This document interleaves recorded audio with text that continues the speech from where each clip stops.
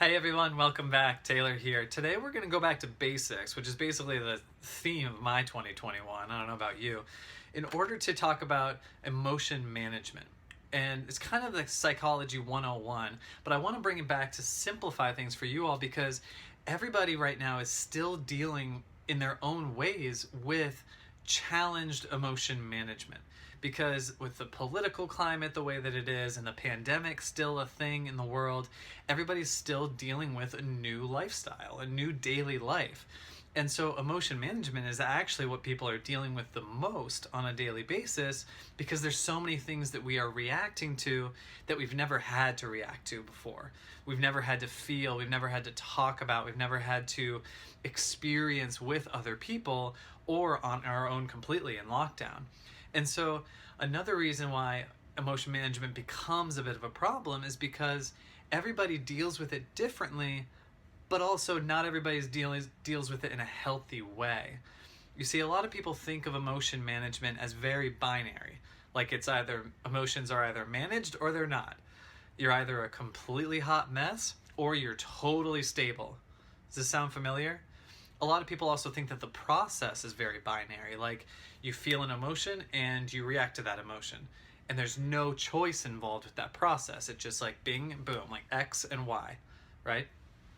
But what I'm going to do today is actually break it down into like a three-part framework, I should say, just the process of emotion management. Because you'll then have an opportunity to realize that you can actually accept your emotions and act differently about your emotions. That there is actually a lot of choice involved with the process that you might not think so. And so there's so much more gray. I'll show you the gray area in between the black and white, very typical thinking that people get stuck in. So let's discuss. Now, to illustrate this three-part thing that I'm going to be diving into, we're going to use the metaphor of a command center. Now, I want you to think about like NASA's mission control, where there's just a whole huge bank of buttons and computers and monitors and lights and levers and all sorts of things. Now, if you've ever seen the movie Inside Out, which is a Pixar movie, an animated movie where cartoon-like characters are in the mind of the human characters, and they are the one, and these little cartoon guys are the emotions, and they are literally standing at this console with all sorts of buttons to control when and how the human character feels and experiences and lets out emotions. And it's so powerful. Like, there are very few movies that so perfectly exemplify human psychology and human personality better than that movie. So if you haven't seen it, please go watch it. That's your homework. But taking that model for a second, it's a lot of people think, as I said before, they think very much in binary terms about emotion management. That when an emotion gets triggered, they then have to react in a certain way. That's it. It's just like, if X, then Y. It's very much like a math problem, or math equation, I should say. But in reality, there are actually three parts to the emotion management experience and process. Now, using our metaphor of this command center, like this big console with all the buttons, the first thing is just take the console. The fact that the console exists shows that you already have a system in your brain that has created this console of buttons and levers. And what that represents is your personality. It's your sensitivities. It's your unique patterns of reactivity that you typically will react with in certain situations and under certain conditions. And so just the fact that a console is there already means that you have some kind of template. You already have patterns. And we all do. So step one for you is just to accept the fact that you have that console. You have those patterns, and you're human. Okay? Step number two, when an emotion is triggered, so when one of those templates and one of these buttons lights up, has not been pressed yet, follow me with the metaphor, nothing's happened to the button yet. It's simply lit up.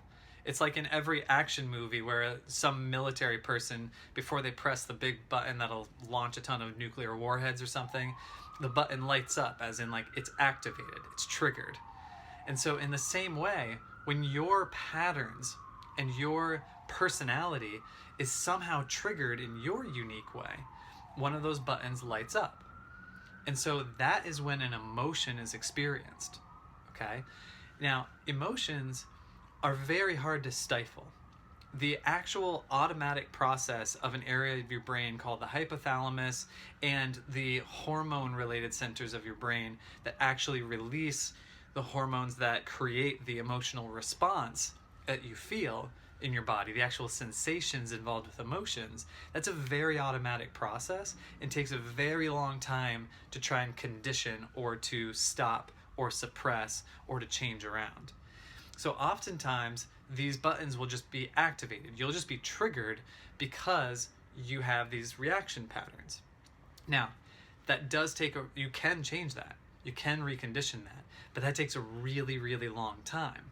And so right now, with so many people who are stressed and trying to figure out how to manage very confusing emotions in a very confusing world, what you can change is step 3.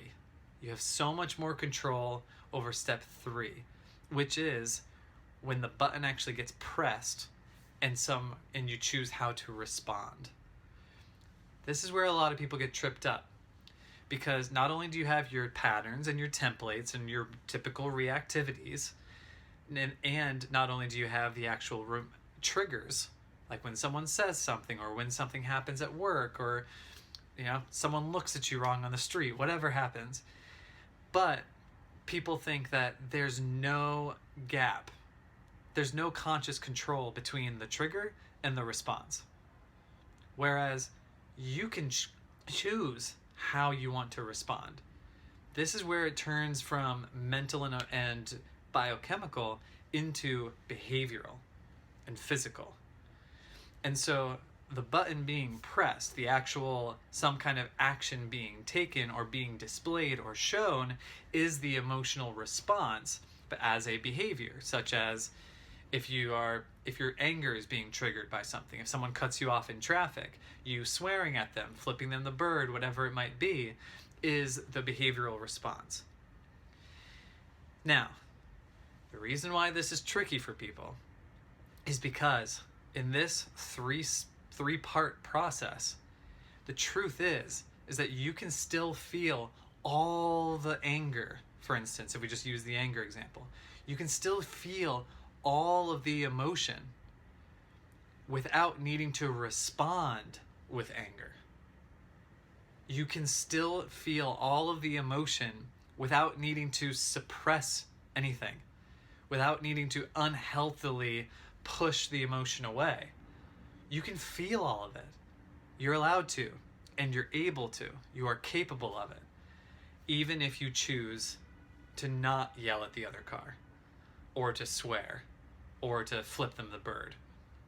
You can choose then to take a breath. You can choose to walk away. You can choose to vent your anger, or journal, or go work out, or do something else that still honors the fact that you've felt anger, but does something healthy with it. You respond in a healthy way.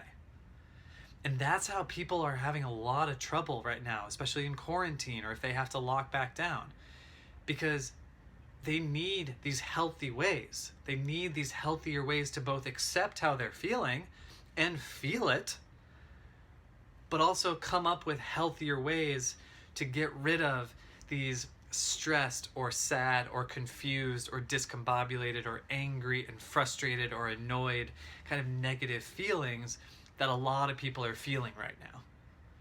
And so if you're able to identify in yourself, just whenever you feel an emotion, whenever you feel triggered in any kind of way, if you're able to actually identify, oh, this is what triggered me, this is what turned the button on the command center, and this is why I feel triggered.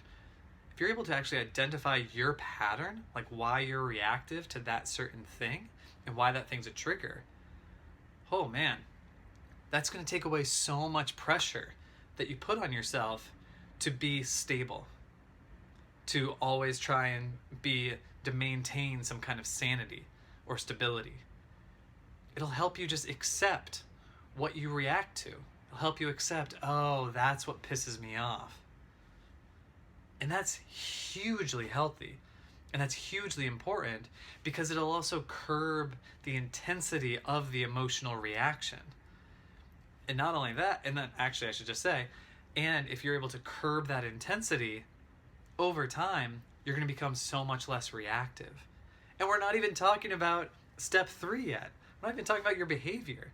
So we're already helping increase the stability and the overall relief of your emotional reactivity just with awareness, just with basic acceptance.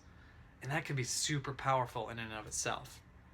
But then, if you're able to take it the next step and recognize, oh gosh, I'm triggered, I'm feeling this emotion, and stop yourself from reacting in exactly what that emotion might be, or what that emotion might be compelling you to, you're going to be able to feel so much healthier. You're going to be able to feel so much more in control of your emotions. Even though you're letting the emotion ride. You're not doing anything to change the emotion. You're letting yourself feel it. But you'll still feel like the emotions are yours. And you'll be able to feel that the emotions, that you actually are able to control your emotional experience. And as a result, you're just going to feel healthier and happier. You're going to feel so much more positive, so much more optimistic, because the choices you are making of how to behave in response to whatever emotion are going to be so much more positive, so much healthier for you, but also healthier for your relationships, healthier for strangers on the street that you might be interacting with. It'll overall change your mood. If you change your mood, your energy changes too. So your days will get better. Your days will be more positive. You'll get more done. You'll feel more energized. And most importantly, you'll just feel like you'll feel happier, even if the emotions that you were feeling weren't all that positive or happy to begin with. So keep this in mind. Try it for yourself. It's never binary. Emotion management is so critically important, especially these days. If you need any help whatsoever, if you're having trouble managing your own emotions or putting this command center metaphor into practice for yourself, feel free to message me, comment below, message me privately, whatever you want to do. But in the meantime, take care of yourself, be kind to yourself, and I'll talk to you again soon.